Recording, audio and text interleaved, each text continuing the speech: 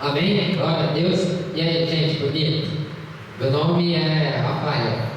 Eu sou um ajudante daqui da igreja José Betânia. Sejam bem-vindos ao culto do amigo. Amém? Amém. É só pedir um copo d'água para mim, fazendo um favor. Obrigado. Gente, tá dando para me ouvir aí? Amém? Amém. Amém. Gente, a nossa idade, eu não estou me ouvindo. Gente, a nossa idade é a idade da amizade. Tanto que hoje é o culto do amigo, não é, gente? Então, a nossa idade é a idade da amizade. É a idade onde a gente faz mais amizade e onde a gente depende muito das amizades. E também é uma idade de confronto. Na Bíblia, fala de uma pessoa muito legal chamada Jesus. Fala Jesus para o irmão que está do seu lado aí. Jesus. Gente, Jesus, ele veio para nos apresentar Deus. Ele é o próprio Deus. Jesus é o próprio Deus. Muita gente tem a ideia errada de Deus. Por exemplo, muita gente pensa que Deus é um velho gagá que está sentado num trono e nem liga para a gente.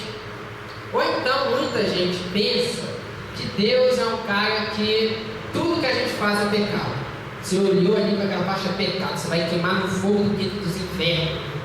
Muita gente pensa que Deus é um cara, assim, desatualizado. Por um exemplo, o homem inventou essa máquina aqui que chama o computador. Aí Deus olha lá do céu, lá de cima e fala assim: olha Jesus, olha lá, vem cá, Anjo Miguel, você veio inventar um computador. Vai lá e desce lá embaixo na Apple para comprar um computador, um iMac, para a gente usar aqui em cima no céu. Deus não é um cara desatualizado. E muito menos Deus não é uma ideia do cérebro humano. Mas Deus, ele é um ser. E esse ser, ele é revelado na pessoa de Jesus. A palavra Jesus quer dizer que é o enviado. O nome de Jesus significa Salvador. O nome de Jesus significa Rei, Salvador, ungido. E Jesus, ele veio nos revelar quem Deus é verdadeiramente. E uma das coisas que ele nos revela a partir da sua própria pessoa é que Jesus Cristo, gente, e Deus quer ser nosso amigo. Eu peço para que vocês abram em João 15. Abram em João 15.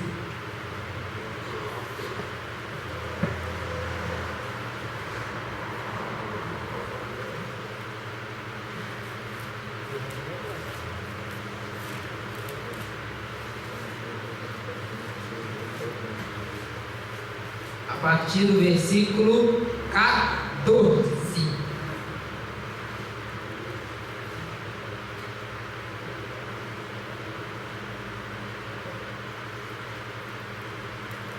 Amém? Vocês serão meus amigos se fizerdes o que ele lhes ordena. Já não vos chamo de servo, porque o servo não sabe o que o seu senhor faz. Em vez disso, eu tenho vos chamado de amigos, porque tudo que ouvi de meu Pai, eu lhes tornei conhecido. Aqui é uma conversa de Jesus com seus discípulos. Antes de Jesus ir para a sua paixão, a paixão de Cristo, o que acontece? Com a sua morte, ele vai e reúne seus discípulos e começa a conversar com seus discípulos. E ele começa a falar: olha, não vos chamo de servos. Lá em Israel, no tempo de Jesus, tinha os famosos talmides. A palavra talmide significa discípulo. Então, muitas vezes, o discípulo, ele não tinha conotação de amigo, mas sim de servo. Então, o que acontece? Jesus, ele fala que não vos tenho vos chamado de servo, mas eu tenho vos chamado de amigo. Então, o que acontece? Jesus, ele veio revelar um Deus pessoal, um Deus que quer se relacionar com você.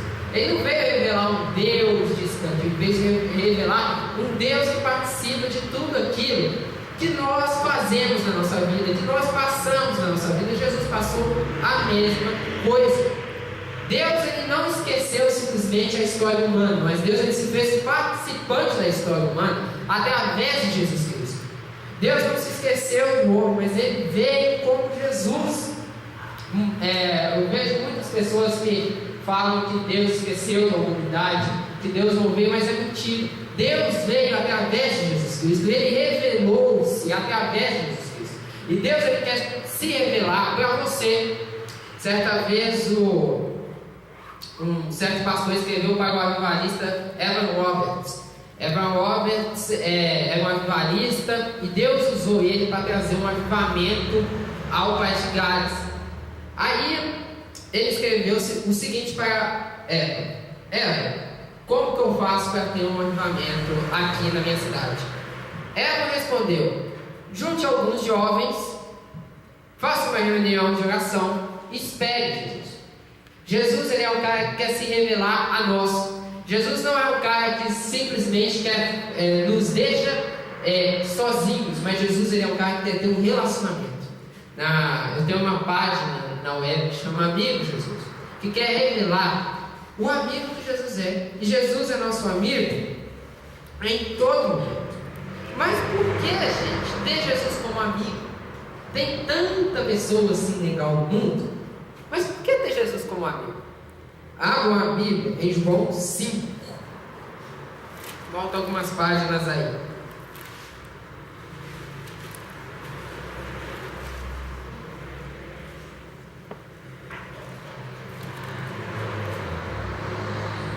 A partir do versículo 31. Se testifico acerca de mim mesmo, o meu testemunho não é válido. Há outro que testemunha em meu favor, e sei que o seu testemunho a meu respeito é válido. Vocês enviaram representantes a João, e ele testemunhou da verdade. Não que eu busque entendimento humano, mas menciono isso para que vocês sejam salvos. João era candeia que queimava e irradiava a luz, e durante certo tempo vocês quiseram alegrar-se com a sua luz. Eu tenho um testemunho maior que o de João, a própria obra que o meu Pai me deu para concluir, e estou realizando o testemunho que meu Pai me enviou. E o meu Pai que enviou, Ele mesmo testemunhou a meu respeito. Vocês nunca ouviram a sua voz e nem viram a sua forma, nem a sua palavra habita em vocês, pois não creem naquele que Ele enviou. Vocês estudam cuidadosamente as Escrituras, porque pensam que nela tem a vida eterna. E são as Escrituras que testemunham ao meu respeito. Contudo, vocês não querem vir a mim para terem a vida. Eu não aceito glória dos homens, mas conheço vocês. Sei que vocês não têm o amor de Deus. Eu vim em nome do meu Pai, e vocês não me aceitaram. Mas se outro vier no seu nome, vocês o aceitarão. Como vocês podem ter se aceitarem a glória dos outros? Mas não procura a glória que vem de Deus. Contudo, não pense que eu o recusei perante meu Pai. Quem os acusa é Moisés, e em quem estão as suas esperanças? Se vocês crescem em Moisés, creriam em mim, pois ele escreveu a meu respeito. Então Jesus, ele próprio fala aqui que simplesmente ele veio em nome do Pai. Ele fala aqui: olha gente, eu sou a revelação de Deus. Quem quiser se relacionar com Deus, tem que se relacionar comigo. Mas por que eu tenho que ter Jesus comigo? Porque através da amizade com Jesus, que nós somos salvos. O que acontece, gente, é que o homem ele se separou de Deus. Desde quando da sua criação, Deus tem se tornado, infelizmente, um ser estranho ao homem. Deus criou Adão e Eva. Todo mundo aqui conhece a história de Adão e Eva? Conhece? Amém. Deus criou Adão e Eva. Aí de repente a Eva está lá passeando no jardim do Éden. Aí ela olha para a árvore do bem e do mal e vê a cobrinha. Aí a cobrinha fala: oi amiga. Aí a Eva vai assim, a Eva vai lá conversar com a cobrinha. Aí vai e começa: tudo bem? Tudo bem. Aí de repente a cobra fala: essa árvore é bonita, né? Aí a Eva vai: é bonita. Mas o que Deus disse mesmo?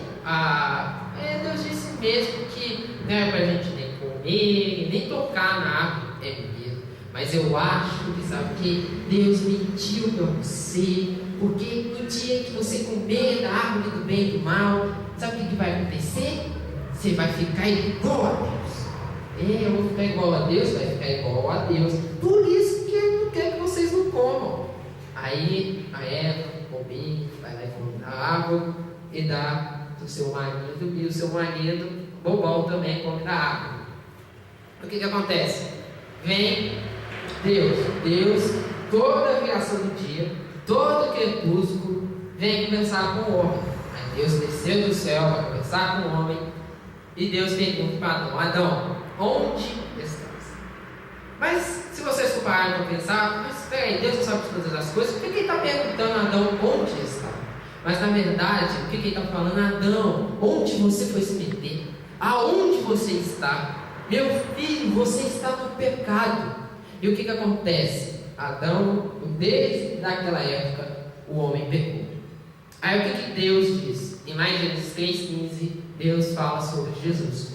E quando você começa a ler a Bíblia, eu estou lendo a Bíblia pela terceira vez, mas só agora eu estou entendendo realmente a Bíblia. Então o que acontece? Desde Gênesis, eu vejo que toda a Bíblia ela está centrada na vinda do Messias, na volta do Messias e no Messias em si, em Jesus. Então, desde o começo da Bíblia, é pregado Jesus, e no final da Bíblia, no último versículo de Apocalipse de João, quem termina a Bíblia falando é Jesus. Eis que vem sem demora. Jesus. Então, o que acontece? A Bíblia é centrada em Jesus, e a partir daí começa a pregação que Jesus vem. Por quê? Porque a partir do momento que o homem pecou, o homem se separou de Deus. Por quê, gente? Porque Deus é santo. E o pecado, gente, simplesmente não é um bando de regrinhas que a gente desobedece. Mas o pecado simplesmente é a nossa escolha em servir ou não servir a Deus. O que acontece é o seguinte: Deus ele se relaciona com o homem. Está aqui, Deus se relacionando com o homem. A partir do momento em que Adão pecou, Adão que se separou de Deus. Não foi Deus que se separou, não foi Deus que saiu, foi Adão que se separou de Deus. Porque o pecado ele nos separa de Deus. E o pecado nada mais nada menos. O que Adão fez, na verdade, foi virar para Deus e falar assim: Deus, o Senhor é muito legal, muito lindo, mas eu prefiro o Senhor próprio Deus da minha vida. E a partir daquele momento que Adão começou a se separar de Deus, a humanidade começou a ir ao inferno. O inferno ele não é feito para o homem, mas o inferno ele é feito para o diabo. Mas o motivo principal do inferno é feito para a destruição do pecado. Deus ele não criou o pecado simplesmente porque Deus é mais e falou: eu vou ferrar com todos vocês e vou tirar o pecado. Mas na verdade, o pecado nada mais nada menos representa também o amor de Deus. Porque Deus é tão grande em sua misericórdia, em sua paz, que ao invés de Ele nos fazer simplesmente robozinhos, o que Ele nos fez? Com livre-arbítrio. Você pode escolher em servir a Deus ou não servir a Deus. Eu lembro que um dia eu estava na minha casa e de repente eu estava vendo essas questões na minha mente, e de repente, quando uma certa hora eu olhei para o céu e vi o quanto Deus é grandioso. Porque Deus é tão grandioso, gente. Ele podia ter nos feito como um ditador: vocês vão me servir. Mas Deus disse o seguinte: vocês podem ou não me servir. Então, por que o pecado é mau? Porque nós nos separamos de Deus. Quando nós nos separamos de Deus, nós não temos mais a proteção de Deus. Aí vem toda a sorte de... toda a maldade vem para nós. Por isso que hoje nós temos doença. Por isso que hoje nós temos um tanto de calamidades, porque nós nos separamos de Deus. A partir do momento que nós nos separamos de Deus, Deus vai e fala: olha, não se preocupe, eu tenho um plano que vai salvar vocês, é meu filho Jesus. E por todo o Antigo Testamento é profetizado pelos profetas que Jesus iria, e no Novo Testamento, a partir do livro de Mateus, se cumpre a vida de Jesus com incríveis todos os cumprimentos das promessas